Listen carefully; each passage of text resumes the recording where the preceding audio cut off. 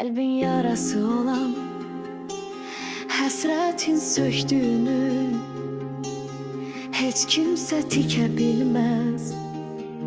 Qırıq qəlbin ahını dünya belə üzəməz. Qırıq qəlbin ahı çox yıxar hər kəsi bilsən.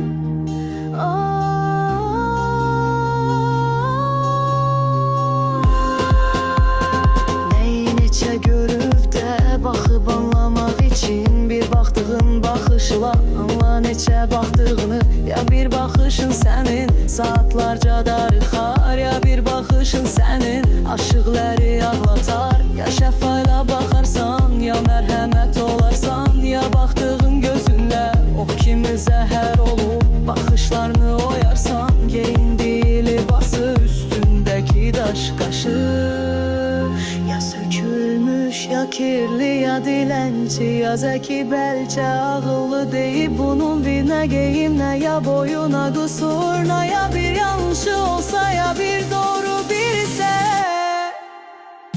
Ya baxışla öldürüb, ya yaşadıb keçirsən, ya bir dua edirsən, ya saymayıb keçirsən, ya da məndən ona nə, ondan mənə nə fayda. Ya üzülüb gülürsən, ya da bir düşüncə belə, o da insan deyirsən.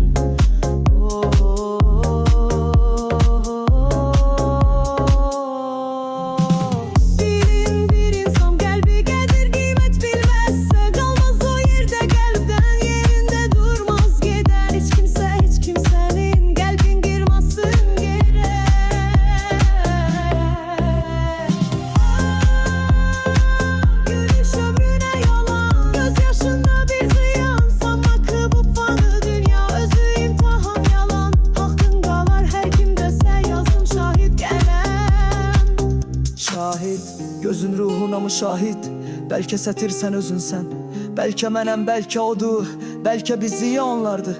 Ya veçinə deyil belə, bugün varam sabah yoxam, yaşayırsan görə görə. Bil ki adalet hiç zaman qalmaz dünya məşərinə. Dünya səni yorsa hələ, insanlar da qırsa belə, yolun uzun olsa yenə, imtahandı qısa dünya. Acıyar bütün qəlbin, qəlbdən bir sevdiğinde unuttuğumuz xatirələr salam verib bir zamanda unuturlar salamı da.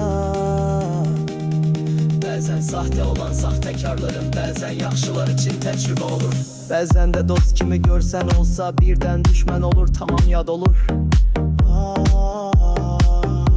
Unutanlar yara gedər izi qalar, dosta gedər